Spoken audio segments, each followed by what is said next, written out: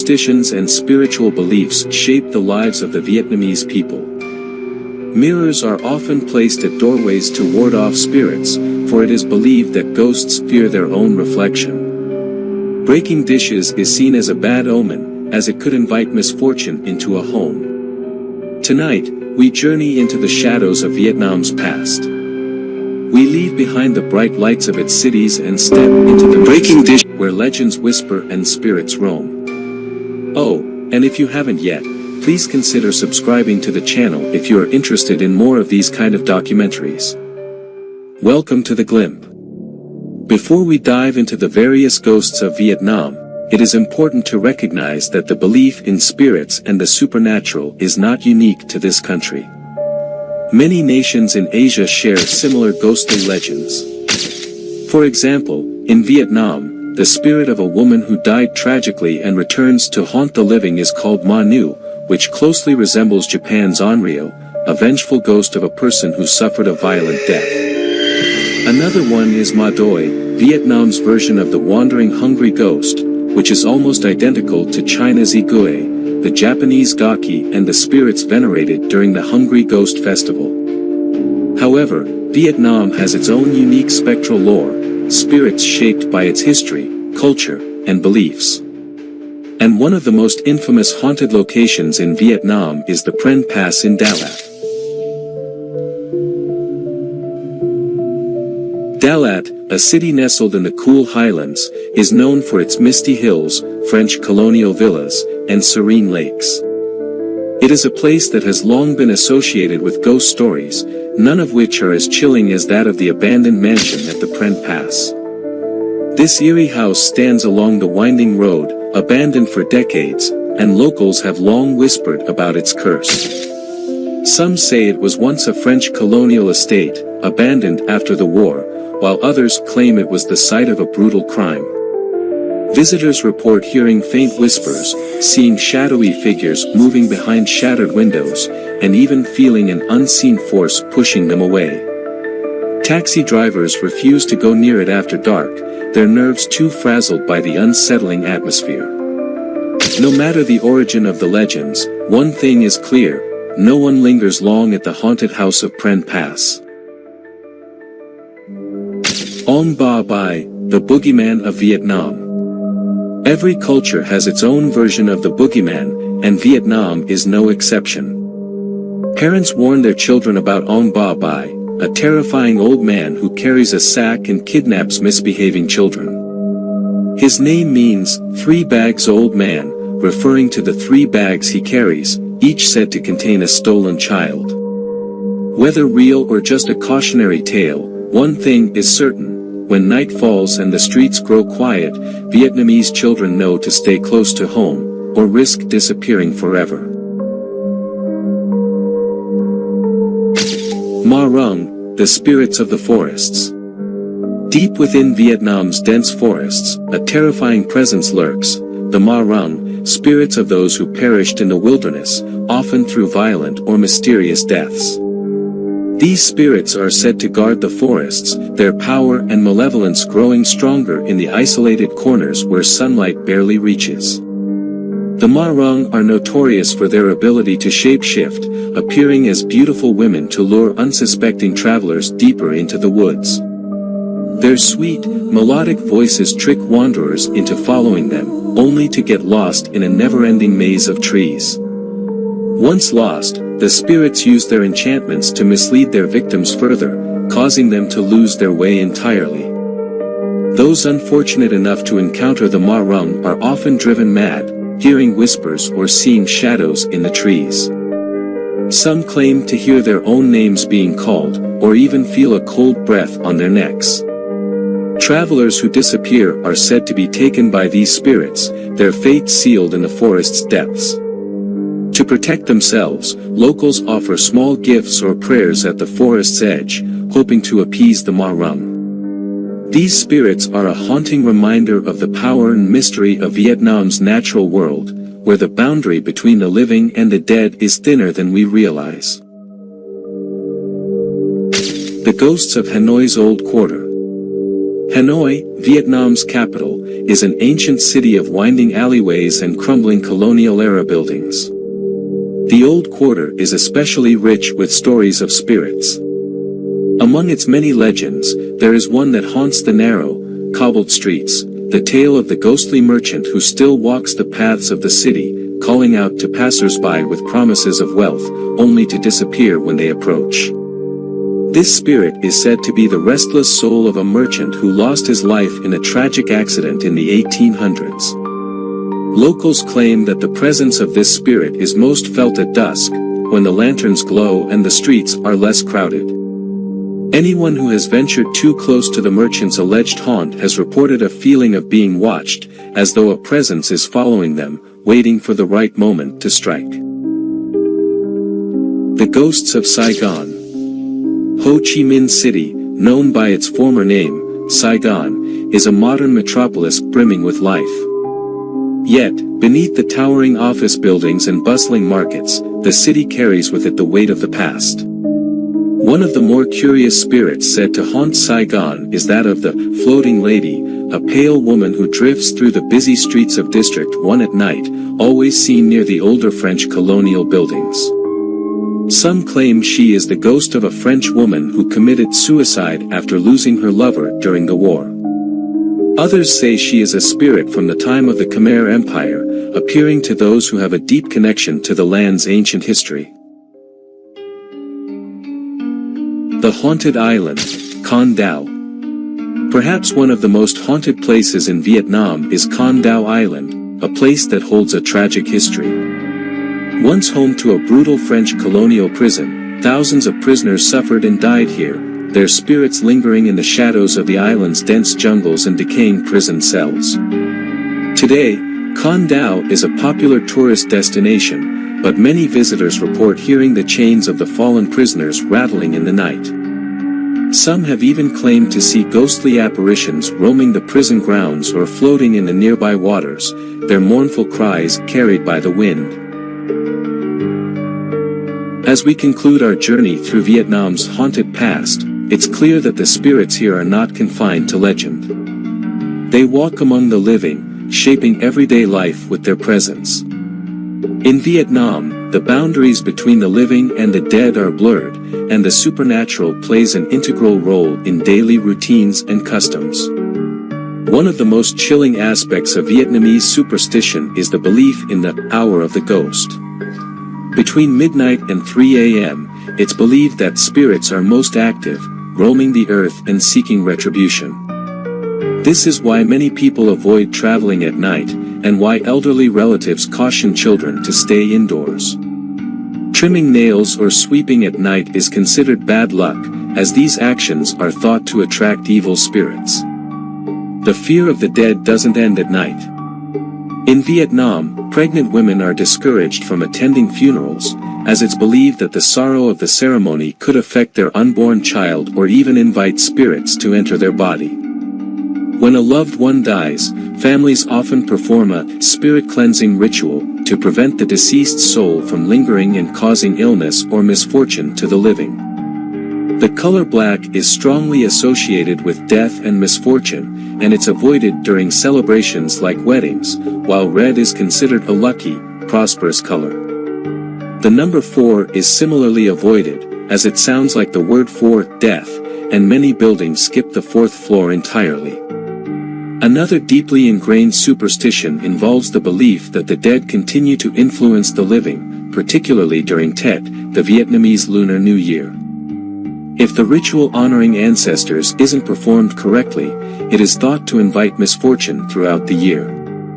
Offerings of food and incense are common to appease spirits, ensuring their favor and protection. These beliefs reflect a deeper truth about Vietnam, a land where the past never fully fades, and the spirits of the departed are always present, waiting, watching, and guiding the living. In Vietnam, the dead are never truly gone. I want to thank you all for supporting this channel, it is really amazing. And I am trying to do these documentaries more regularly. For this reason I am very curious to know what country's ghosts you would like to see next. Please let me know in the comments, and again, please make sure to subscribe for more. See you soon.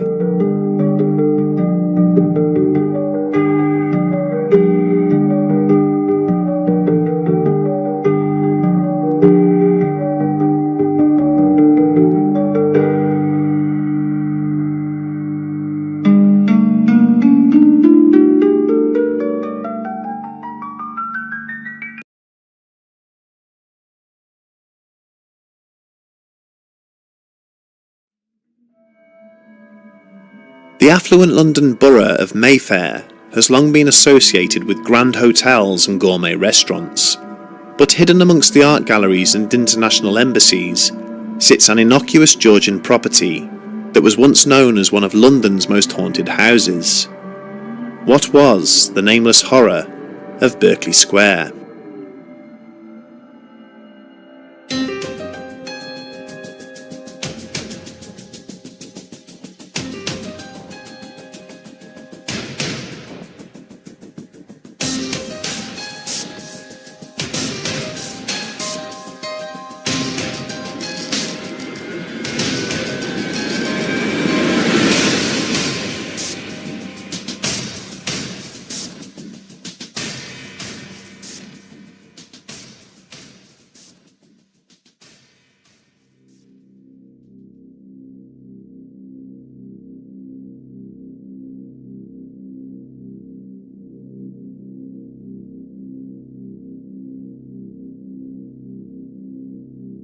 The idea of a building or place that is plagued by paranormal and inexplicable occurrences is to be found throughout all of the different geographies and societies that span the globe.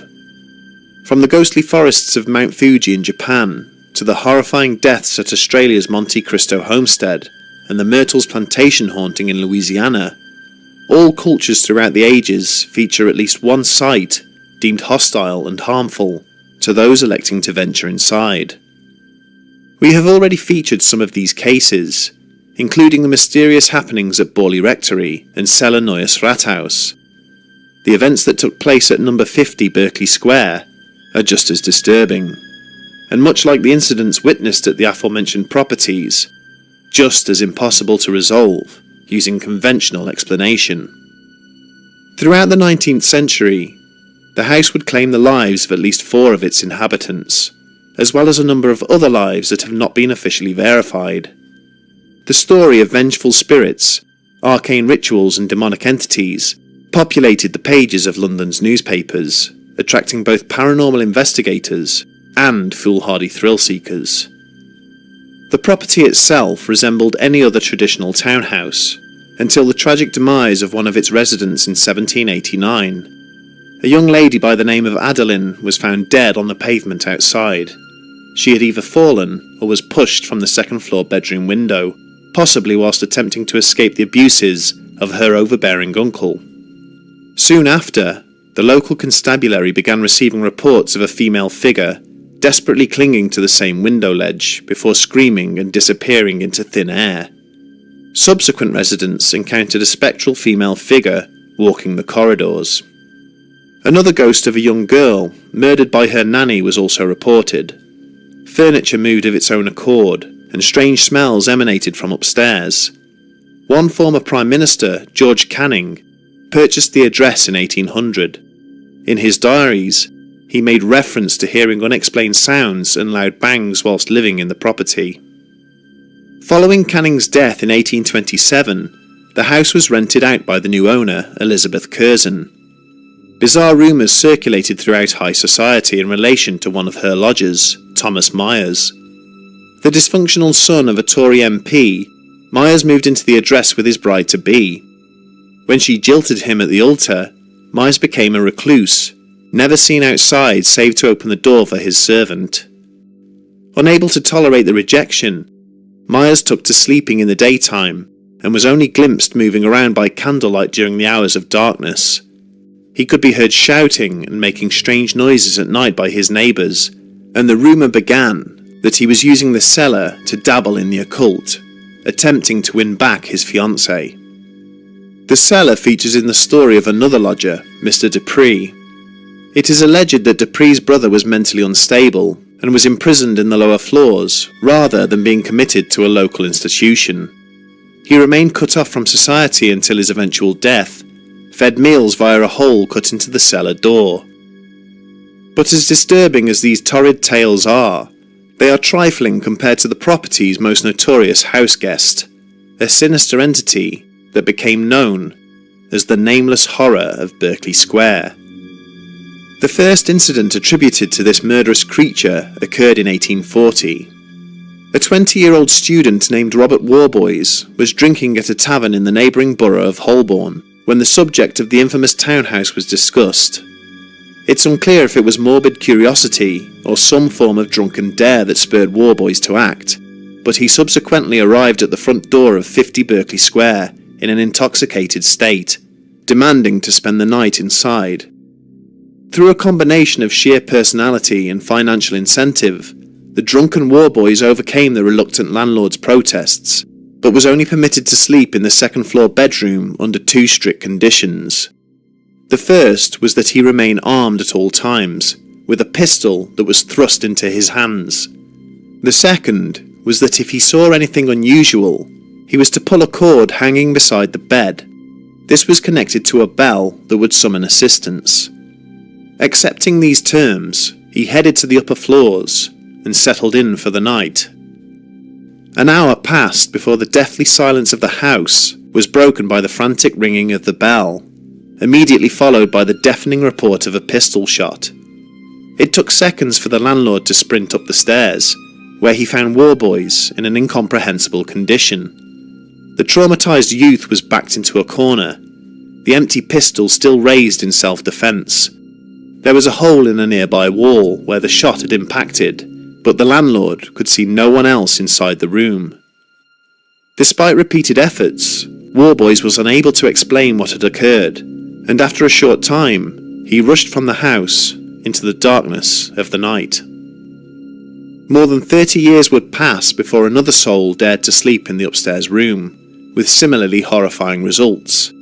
The man was Lord George Littleton, and he took the precaution of bringing his own gun with him. Littleton was an outlandish character, a former MP and Privy Council. He was once offered the Greek throne by the government. An accomplished writer with an obsession for all things paranormal, in 1872 he announced his intention to explain what was happening inside Berkeley Square. Armed with a hunting rifle, he was allowed to stay in the same room which Warboys had occupied many years before, and settled in for the night. The aristocrat was woken in the early hours by a strange noise, and he immediately reached for his weapon. Exiting the bed, Littleton looked for the source of the sound, tracing it to a darkened corner adjacent to the bedroom window. The sound stopped, and then something suddenly sprung at him from the shadows. Littleton caught a glimpse of a disgusting brown mass of tentacles rushing towards him, akin to some deformed sea creature, before he fired. Blinded by the flash and smoke from the rifle's barrel, he immediately retreated and reloaded, but when he regained his sight, the creature was gone. All that remained was a gaping hole in the wall, cartridge casings, and some form of sludgy residue. 6 years later, the property was purchased by a new owner with 2 teenage daughters. The family employed a local girl as a maid, and it was eventually agreed that her fiancé, a naval captain by the name of Kentfield, could also move in. The maid set about preparing the top floor bedroom for her and her betrothed to live in, before tragedy struck. One afternoon the house was filled with the sounds of terrified screaming. The occupants ran upstairs and found their maid shrieking in the bedroom. Her eyes were fixed on one corner of the room, and she was repeating, "Don't let it touch me," over and over again. The family were unable to calm the girl down, and after a doctor arrived, she was committed to the local sanatorium. Despite this, the anguished Kentfield resolved to spend that night in the bedroom, taking his service pistol for protection. As the restless occupants later tried to settle, there was a shout of terror from upstairs, followed by the sound of a single gunshot. Kentfield was found lying in the middle of the bedroom, having apparently committed suicide. It was confirmed the following morning that the maid had also passed away that same evening. By far the most graphic and haunting description of whatever was stalking the upper floors of the house came in December 1887. A warship, HMS Penelope, arrived in Portsmouth for refitting. With her crew given leave, the majority of the sailors gravitated towards London for the festive season. As the capital's bars and taverns closed their doors on Christmas Eve, two enlisted men, Robert Martin and Edward Blunden, found themselves without a place to stay. The drunken and meandering route they took through the city just happened to lead them through Berkeley Square, where number 50 stood, by now abandoned and vacant. Having broken in, the two sailors fatefully elected to spend the night on the second floor, due to the damaged condition of the lower levels. They settled down and slipped into a deep sleep, assisted by the alcohol they'd consumed throughout the evening. At some point during the night, Blunden awoke suddenly. As he looked around the room, he noticed a shapeless form, making its way across the floor, heading for Martin. As it slowly and deliberately moved towards the sleeping man, the creature left a trail of slime behind it and made a soft squelching noise. The terrified sailor's eyes desperately darted from side to side, catching sight of a metal poker lying on the floor just beyond his reach. As the strange intruder closed on Martin, Blunden grabbed for the rusty tool. In a heartbeat, the creature launched across the room, dodging the waving poker and lunging for Blunden's face. Martin woke to panicked screams, seeing Blunden desperately trying to free himself from something wrapped around his neck. In the ambience from the outside streetlights, Martin witnessed tentacles tightening around his crewmate's throat, attached to a sinister, bulky form that pulsated and twitched. His nerve broken, the sailor abandoned his struggling friend and fled the building, encountering a patrolling police constable a few streets away. When the two men returned to number 50, they found Blunden's lifeless body lying outside the front door. Some newspapers reported that it was impaled and torn on the metal railings. In others, it was twisted and broken as a result from falling from the second floor. The terrified Martin was arrested and interviewed, but ultimately released without charge. Like the stories of so many other iconic haunted sites, as the technology and means to effectively document them evolved, the reported incidents at the location quickly petered out. With the advent of photographic and audio recording equipment, sightings of the nameless horror ceased. The house was sold to the British Petroleum Company and then on to an antique book dealership, and whilst the current owners have confirmed that strange bangs and odd noises could still be heard, there have been no visual sightings of ghosts or cryptids. So what was the malevolent force that stalked this seemingly ordinary Mayfair townhouse for a century, and even claimed some of the occupants' lives in the process? There was no shortage of speculation in the press at the time of the incidents, ranging from the straightforward to the outlandish. Naturally, as is usually the case in these situations, the most grounded and logical reasoning provided by skeptical commentators was that there never really was anything supernatural taking place at the address. The more fantastical elements included in the recounting of each incident were merely excuses used to cover up more sinister events. The drunken young man who could not face up to losing a bet, who manufactured an impossible situation to get himself out of it. The fading novelist, sensationalizing a publicity stunt in order to sell more books. Two sailors involved in a fight that ended badly, the survivor concocting a horror story to mask his misdeeds. Further still, it has been suggested that many of the incidents were completely fabricated to begin with. Over the years, the house became a dilapidated ruin, its broken windows and gloomy interior preying on the imaginations of passers-by, and those willing to concoct stories about a cursed past. Moving on, past the idea of deliberate falsehoods and mistruths, there is also the possibility that the established stories and myths already surrounding the house might have had a severely negative effect on those who dwelt within. In the case of both Warboys and Littleton, both men were actively seeking some form of otherworldly experience, and so they may have misinterpreted or imagined some of the things they thought they were seeing. The same applies to Blunden and Martin, who, like Warboys, were severely intoxicated during their brief stay at the address. In the half-darkness, it is possible that some rodent or semi-domesticated animal may have been mistaken for something more sinister. And in the case of Kentfield, Could the grieving naval officer have been driven past the point of sanity by the apparent loss of his fiancée, leading him to visualize horrors that simply were not there in the room with him? If these events really did take place, then given the lengthy time frame over which the incidents occurred and the diverse range of people that were involved, not everyone is so quick to embrace such a straightforward explanation. Fear and trepidation alone could not have resulted in the tragic and senseless deaths of Kentfield and his fiancée, and the descriptions of the nocturnal attacker detailed in the accounts of the survivors are remarkably similar, despite their encounters occurring many years apart. One of the more sensationalist ideas put forward by the media was that arcane activities conducted by the likes of Myers and Dupree had opened a doorway to another world, allowing demonic creatures or entities the ability to enter our world via a gateway in the basement of the house.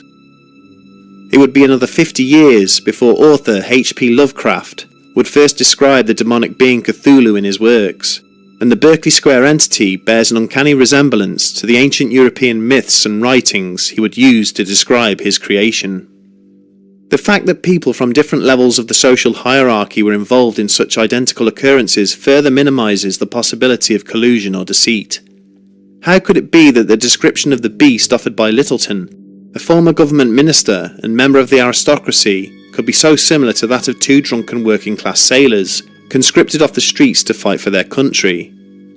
Another theory examined by reporters of the era also bears merit, offering the possibility that the creature was some form of cryptid, or an exotic variety of cephalopod that had arrived in the city via one of the many boats travelling up and down the Thames. This invasive species could either have been hideously deformed by the high level of pollutants in its new environment, or was naturally repulsive in appearance. The intruder eventually accessed the house via the city's labyrinthine sewer system, aggressively defending the new home it had found. Finally, it may also be possible that over the years, the people living at the address each succumbed to psychotic episodes, induced by some form of chemical or material that had been introduced into the premises. Could such an item have been brought into the house by the likes of Thomas Myers, and secreted away somewhere in the proximity of the second-floor bedroom, its effects slowly seeping into the household over time and affecting people exposed to it? Merely setting out to discredit the players involved in these stories, though, does not fully hide the fact that something very strange and very sinister was occurring within the property, if indeed these events really took place. The number of deaths and suspicious incidents certainly unnerved the local police enough to place a sign within the household forbidding anybody other than the owners from accessing the top 2 floors. The sign remains at the property to this day, a sad testimony to the human suffering that has become part of the building's history, whether genuine or not. Given the lack of available evidence, save for the testimony of those involved, it proves problematic to hypothesize precisely what took place inside the house. We can never know for certain if there was indeed something tangible and malevolent lurking within the walls of the building, or if it was the cumulative effect of so many years of ghost stories and strange rumours associated with the house, causing a significant level of hysteria in visitors, clouding their thoughts and judgment, often with tragic consequences. Whatever the case, the anguish and suffering that took place at 50 Berkeley Square remains a cause for great sadness, and we can only be grateful that whatever force was at work has now seemingly come to an end.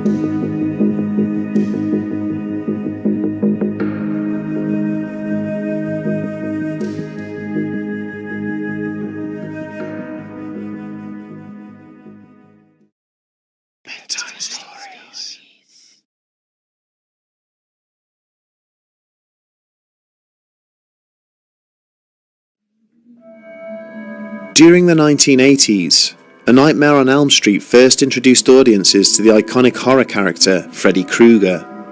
But as unsettling as the movie was, the true story that inspired director Wes Craven's creation of the supernatural killer is equally disturbing. This week, we examine the terrifying curse of the Dab So.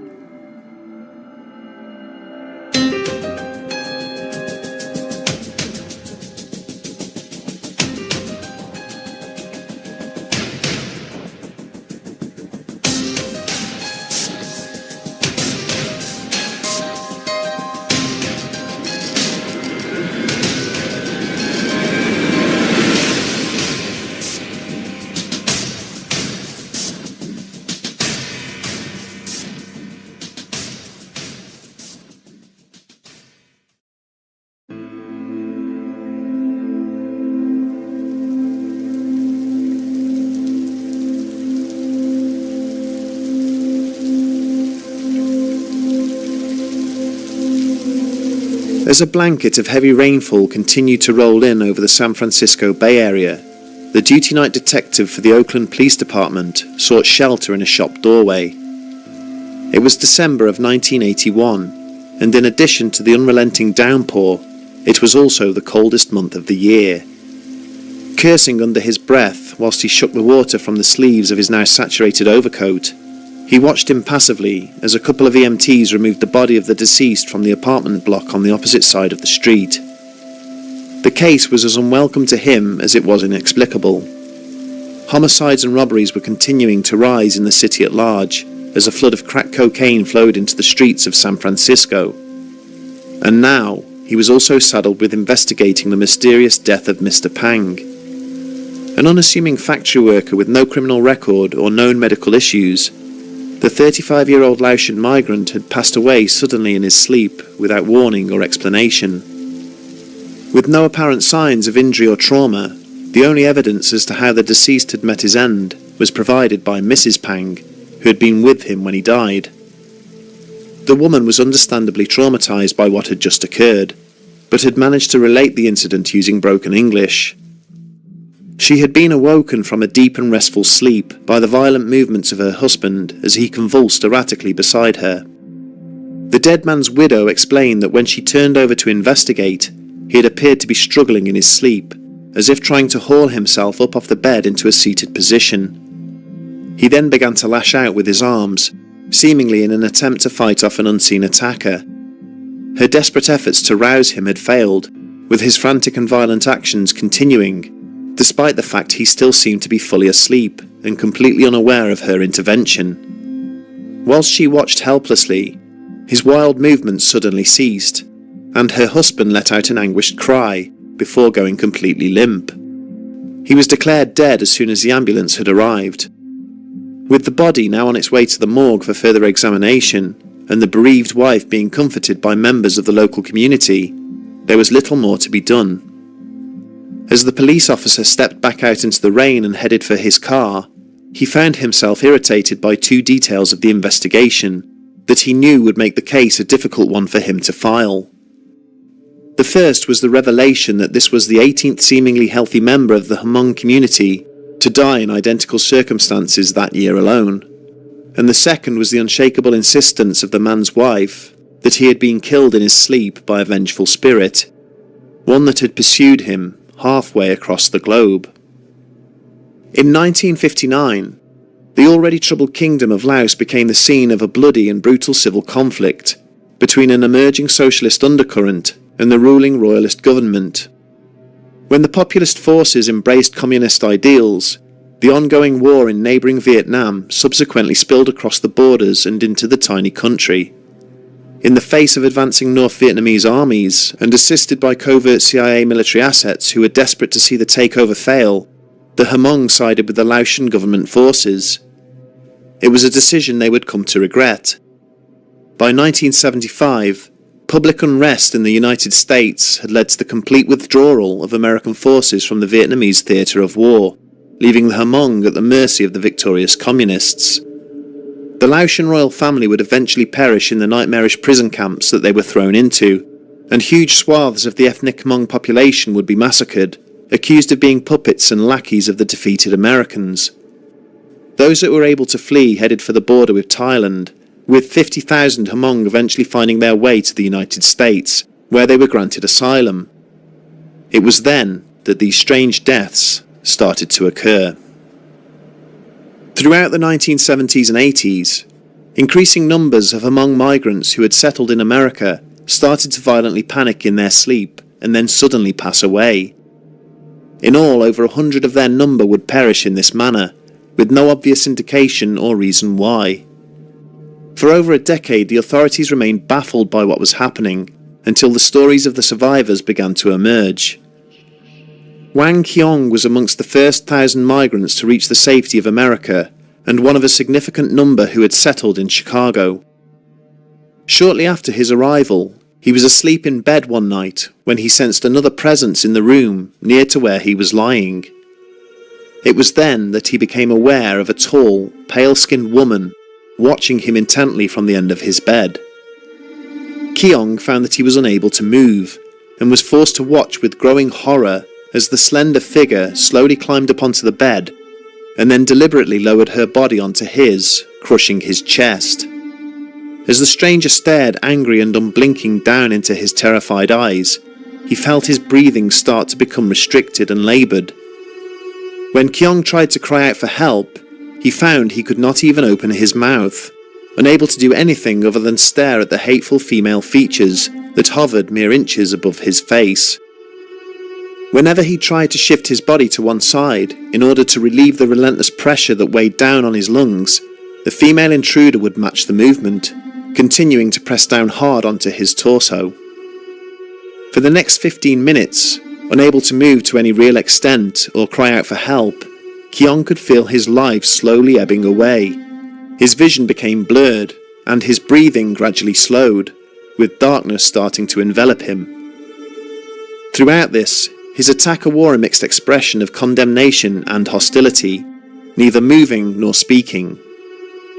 As he felt the last few traces of breath leaving his body, the figure that was lying on top of him suddenly disappeared, instantly releasing the crushing weight on his chest.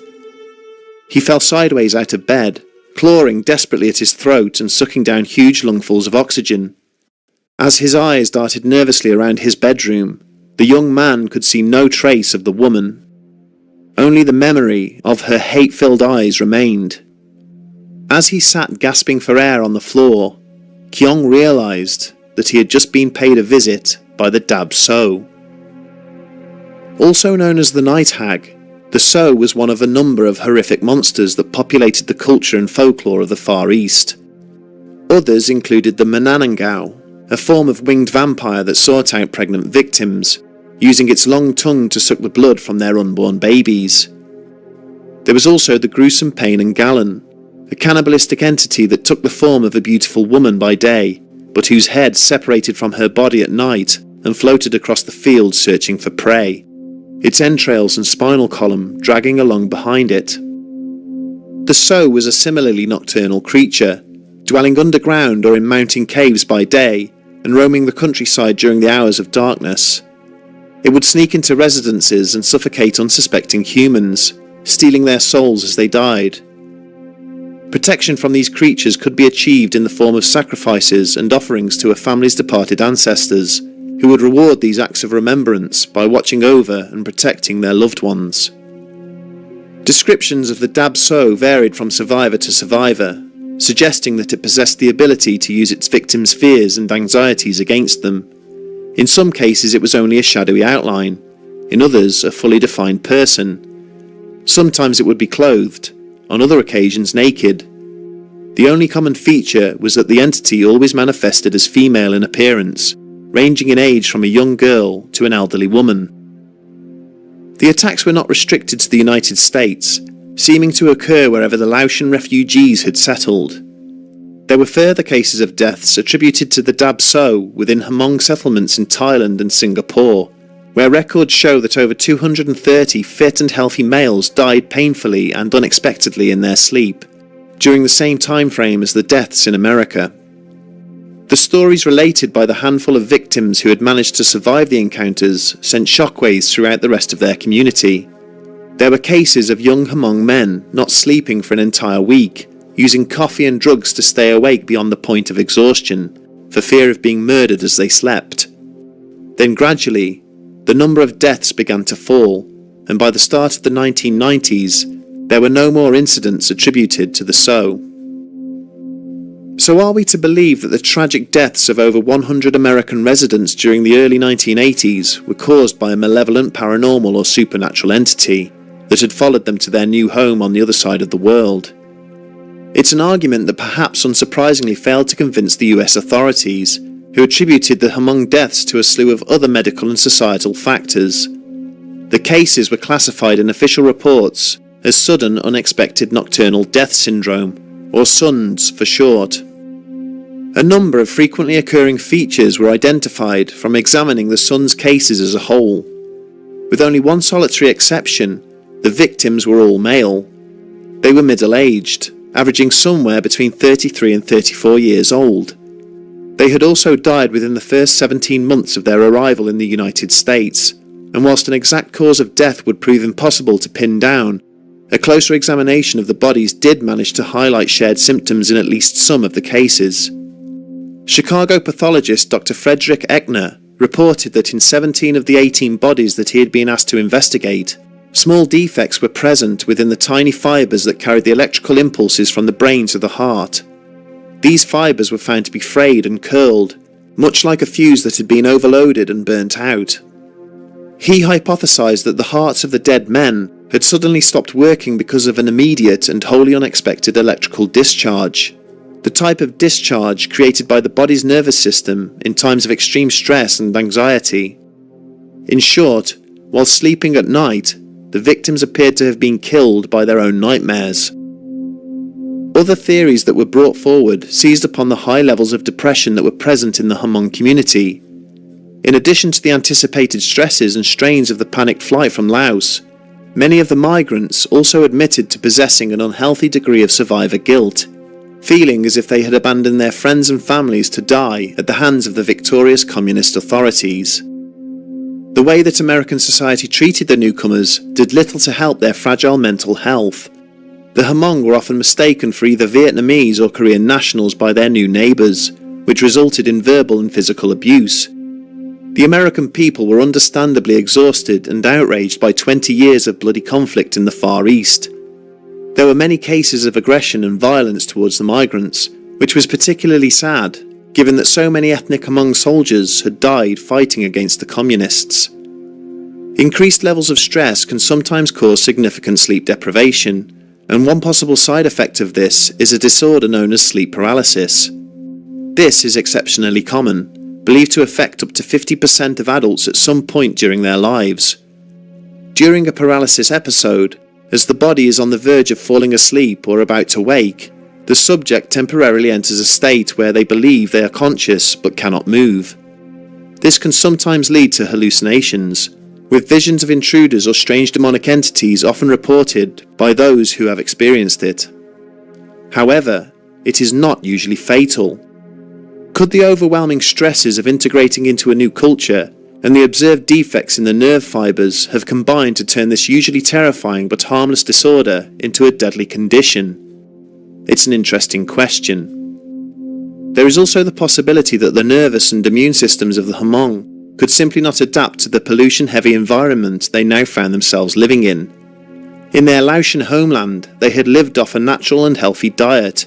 The rural communities enjoyed much cleaner air and extremely low rates of heart disease. Now residing in congested cities, choked by exhaust fumes and industrial pollution, and with cheap and easy access to fast foods, containing ingredients their bodies were just not accustomed to, there was a significant increase in their levels of congenital illness. The narrative provided by the migrants is a compelling one when viewed objectively. The fact that no children or old people were ever involved in the incidents certainly seems to indicate some form of targeting or sentient intelligence to the attacks. There is also an argument as to why the time frame in which the deaths occurred is so narrow. The move to America was a huge cultural shock to most Laotians, and it was their efforts to adapt and integrate into American society that allowed the Sow to enter into their lives. The communist purge in Laos killed many Hmong elders and shamans, the people who had been tasked with keeping the Dab So and other monsters at bay. The legend says that when the survivors settled in the United States, the amount of holy men amongst their number had dwindled to such an extent that there was now little in place to guard against the attacks by the night hag. Customs of sacrifices and offerings that had kept them safe in their beds whilst in Laos were slowly forgotten, removing the protection their ancestors had traditionally provided for them. With very few Hmong left in Laos to target, the Dab So were also forced to leave their homeland, setting off in pursuit of the few believers that still feared them. For a brief period, they were able to hunt and kill with impunity, but their eagerness to steal the souls of their victims would also eventually be their undoing. As they gleefully called the middle-aged bracket of survivors, the older migrants who believed in them also passed away from natural causes, but a significant portion of younger migrants ended up converting to Christianity, and in a short space of time, the number of Hmong who believed in the So had all but disappeared.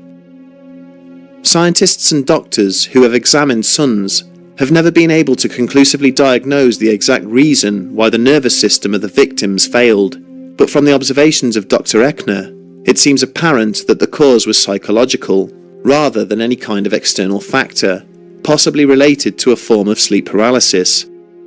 Something very painful and persistent was embedded in the depths of the Hmong culture, something that exposed the migrants to events of extreme anxiety, so extreme that it proved fatal for the minds of some of the people involved. Perhaps the most important question to be asked when examining the case of the Dab So is this: what exactly is an evil spirit? Is it, as traditionally conceived, a paranormal entity possessing its own consciousness, acting with malicious will and intent? Or is it something we manufacture in our minds, a form of subconscious projection that we manifest in response to events that are taking place around us? Whichever of those answers you subscribe to, there is little doubt that the Hmong migrants who died in their sleep were killed as a result of the most extreme level of stress and anxiety they had ever faced. Whether that was because of a paranormal entity, or one they imagined because of the awful situation they had been exposed to, is irrelevant. They still died at the hands of the Dab So. And what makes this case even more compelling is the fact that the vision of the night hag is so common in episodes of sleep paralysis, even in Western culture, that one has to wonder how and why so many people witness the same entity all over the world. The sheer hopelessness and helplessness of the manner in which these people perished is easily one of the most tragic cases we have examined. We take comfort in the hope that sharing this story keeps the memory of those who died alive, and that whatever forces were at work in claiming them will never return.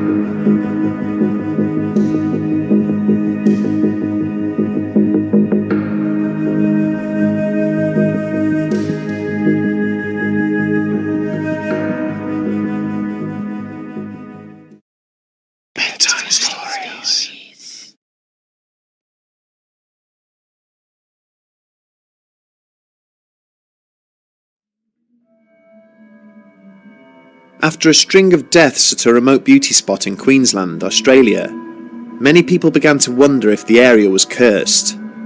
Legend told of a woman's ghostly face appearing just below the surface of the waters there, luring young men to their deaths. Join us as we go in search of the spirits of Devil's Pool.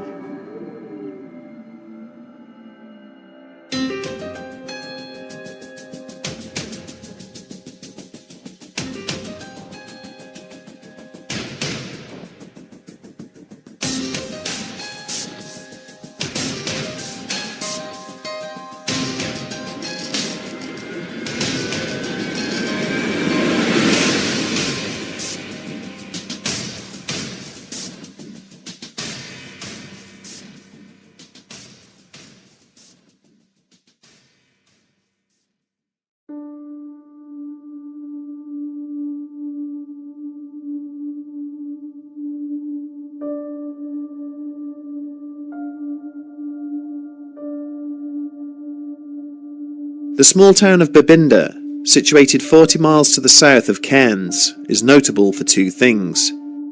The first is its name, which when translated from the country's native Aboriginal tongue means mountain. It is an apt description for the settlement, which dwells within the shadow of Queensland's two highest peaks, Mount Bartle Frere and Mount Bellenden Ker. The second thing Babinda is known for is that it is officially Australia's wettest town, recording over 4,000 millimetres, that's around 160 inches or 13 feet, of annual rainfall. This combination of mountainous terrain and violent downpours has resulted in numerous spectacular waterfalls and underground tunnels, which are visited by thousands of tourists every year. The most famed of these is known as the Babinda Boulders. Literature published by the Australian Tourist Board explains that this idyllic location was formed when three fast-flowing tributaries once collided amidst a series of gigantic rocks, creating several tranquil and inviting bodies of water. Although there is another, far more sinister account explaining how the site came to exist, one that involves an illicit affair and the tragic deaths of two young lovers. Legend has it that long before Western society arrived, the region was inhabited by the Yidinji tribe. Their leader, Warunu, was engaged to marry a young girl named Ulana, but awoke one morning to find that she had eloped during the night with one of his warriors, a man by the name of Digger. Consumed by bitterness and jealousy, the tribal elder gathered his warband and immediately hunted down the traitorous youngsters. By the day's end, Ulana and her lover found themselves surrounded by Warunu's men, with the fast-flowing Babinda River at their backs. As their captors closed in, the two deserters flung themselves into the waters. Digger immediately disappeared into the depths and never resurfaced.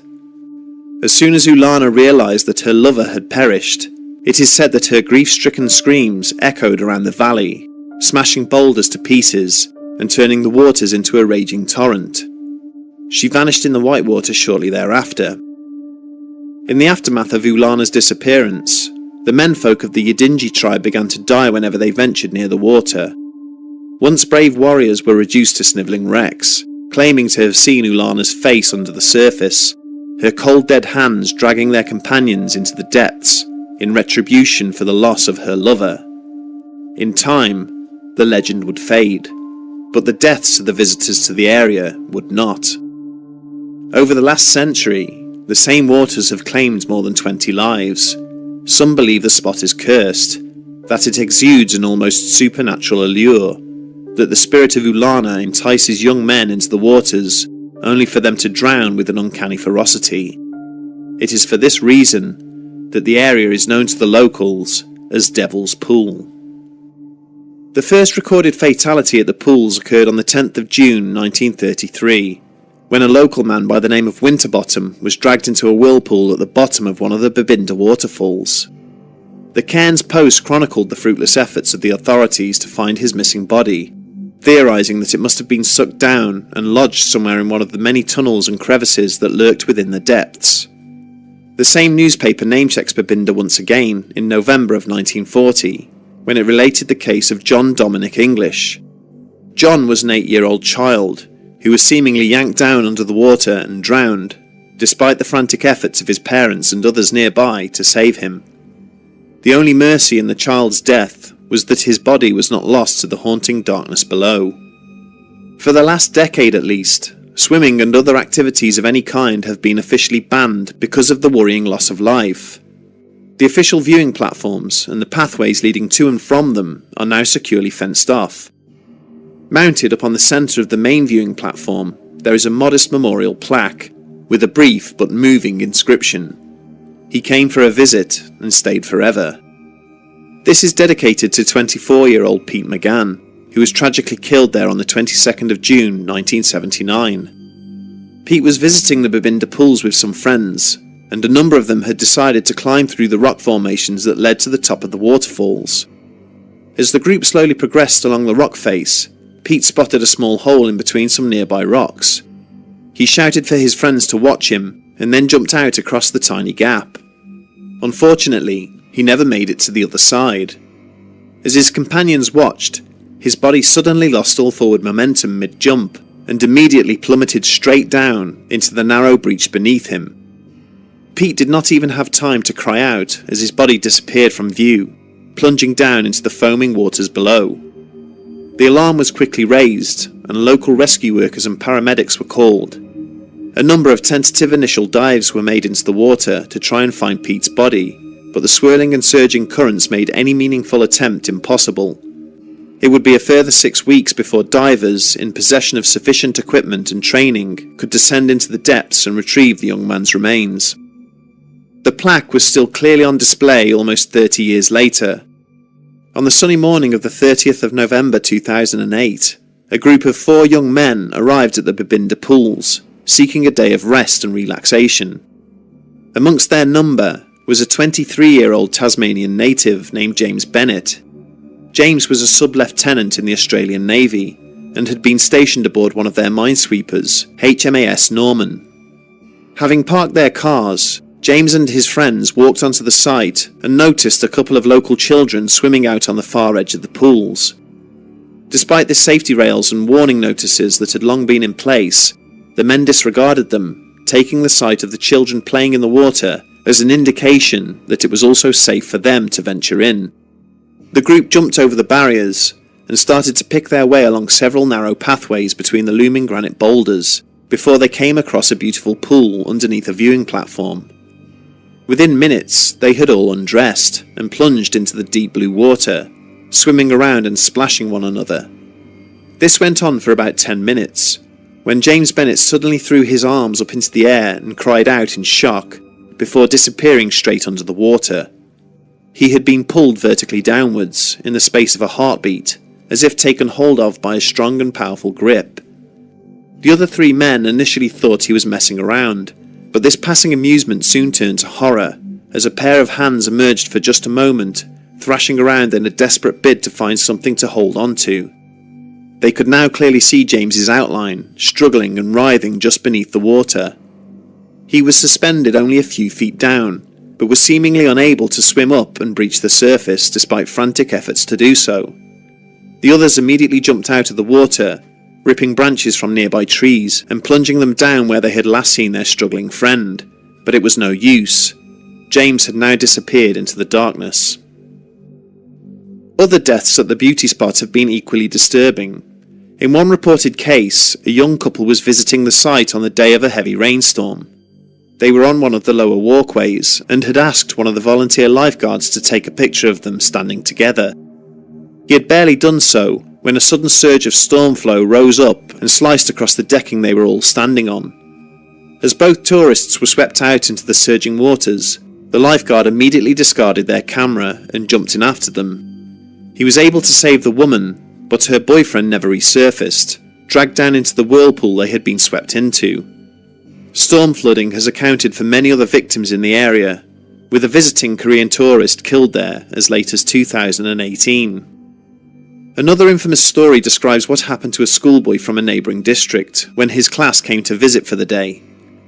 The 15-year-old student was particularly troublesome and caused repeated problems throughout the duration of the trip, even going as far as to kick one of the wooden warning signs out of the ground as he passed by. Within moments, he slipped on a nearby patch of wet mud and plunged down to his death. These types of unfortunate incidents are sadly far from uncommon, with water-related deaths accounting for a significant proportion of those attended by the local coroner's office each year. Between the aforementioned storm surges and flooding, there are also domestic swimming pool deaths, drownings attributed to crocodile attacks, and even coastal tsunamis. But the sheer volume and similarity between incidents at Babinda is difficult to ignore.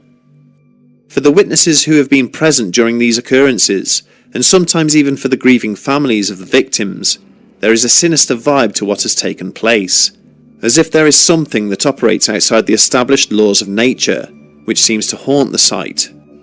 And it has been said that there have been occasions when this unknown force has inadvertently let its presence be known. Some photographs taken of the pools in the aftermath of such incidents are said to have contained the shape of a woman's face peering up from under the water's surface. In other pictures, the ghostly outlines of the victims can just about be made out, standing along the water's edge. Then there is the fact that the 20 people who are known to have been killed at Babinda Boulders in recent times all died as the result of drowning, but some of them were not even in the water at the time, further suggesting that something sinister is at play. Pete McGann was climbing on rocks 40 feet above the surface of the pools when an invisible force seemingly reached out and plucked him from mid-air.